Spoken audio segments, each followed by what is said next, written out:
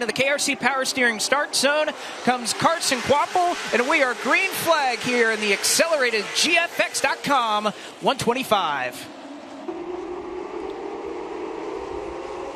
Already a battle up front, and Queen gets it done on the high side as Trevor Ward gets shoved up the hill. They're 3 wide right around Mason Diaz. Here comes Bobby McCarty down on the bottom. 1 lap in, and they are already getting after it here at Ace. What lap is it? Landon Huffman was drifting sideways on the apron of the racetrack. Contact all over the place. Everybody keeps it pointed in the right direction. Bobby McCarty looking to try to find some clean running room on the bottom in that number 6 car, trying to get up to the top 5 while Mason Diaz is trapped up top. Queen still your race leader. Millington trying to chase down your top 2. And there is a long line of cars behind Huffman as Zilish gets turned off the nose of Ward. Caution is out. And does anybody else get collected? I don't believe so. Brent Cruz nearly brushed the outside wall as they try to get by the 57 car. Working their way into the KRC Power Steering restart zone. And we'll get back underway here in Altamaha.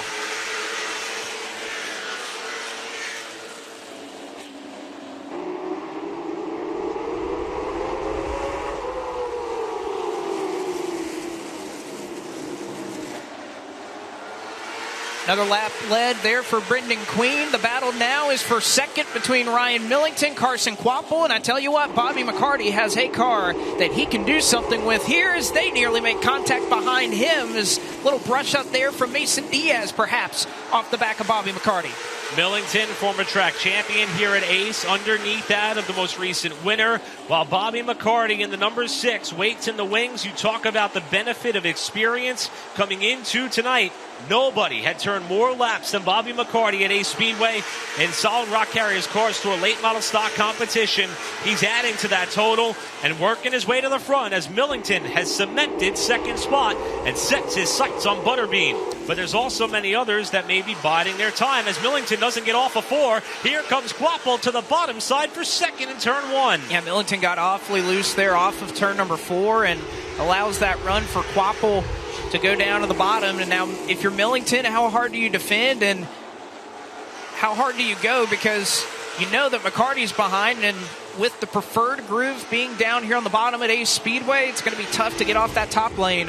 But if there's anybody that knows how to do it and make that job very hard for Carson Quapple, it'll be somebody like Millington who knows this place just about as well as anybody.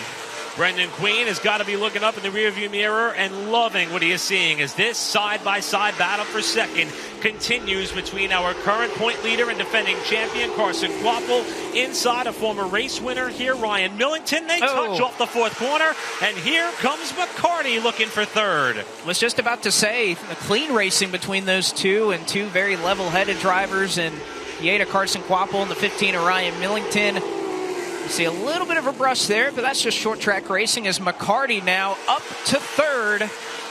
And now once again, almost a repeated dominion. You have Queen, you have Quapple, you have McCarty, and now Millington having to hang on with Mason Diaz trying to make his way by in his Chad Bryant Racing Ford. As they come off turn 4 with Queen still leading. And there's the caution.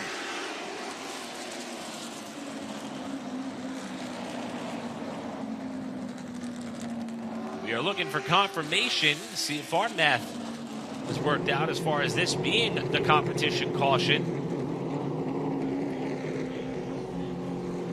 Way into the KRC Power Steering restart zone. A bit of a wiggle for Queen. You can say the same for Bobby McCarty. Not a great start there for that entire inside lane, and Carson Quapple is going to have the momentum down the back straightaway and has a nose and head of Brendan Queen, and indeed he will take the lead with 56 laps to go. How good is that outside line? Because Mason Diaz in the 24 is going to try to follow suit. He's holding Queen down as Queen gets loose on the bottom of the racetrack. And Diaz tries to move up to 2nd off of turn number 4. He's got the pass made. Not a great restart, and continuing to fall back as Queen just clears Bobby McCarty. Getting off of turn number 4, they nearly touch, but out front, Quapple will pull away by a car length. What can Diaz do? And oh, by the way, Landon Huffman on the outside. We talked about how he fell back early. He is back on the surge forward as he is back up into the top 5 nearly on the outside of Ryan Millington. As McCumbee has a problem.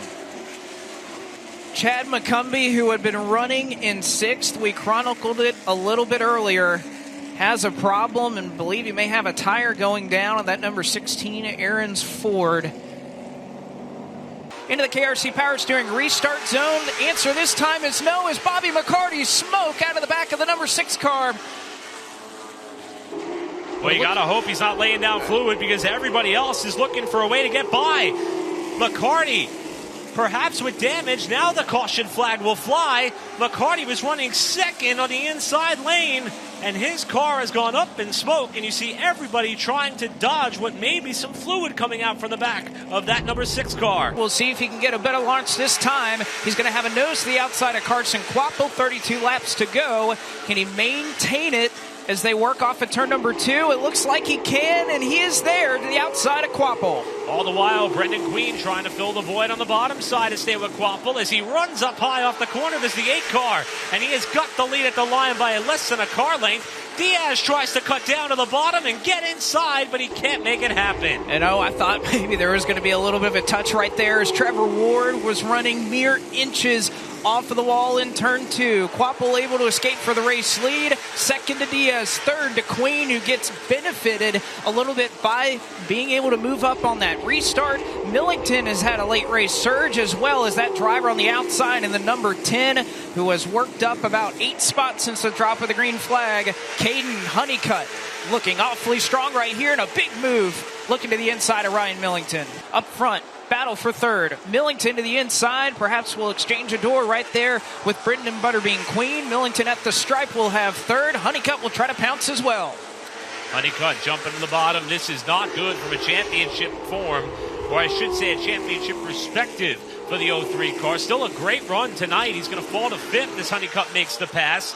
But Brendan Queen hoping that he could fall in line here and maybe make it to the end in that 5th spot. Final lap at Ace. Quapple trying to go back-to-back. Diaz trying to close. Half a lap to go. Carson Quapple looking for his first win since Ace back in the spring. Through turns 3 and 4, he's going to do it. Back to Ed O'Brock victory lane. Carson Quapple wins the accelerated GFX.com 125 at Ace Speedway.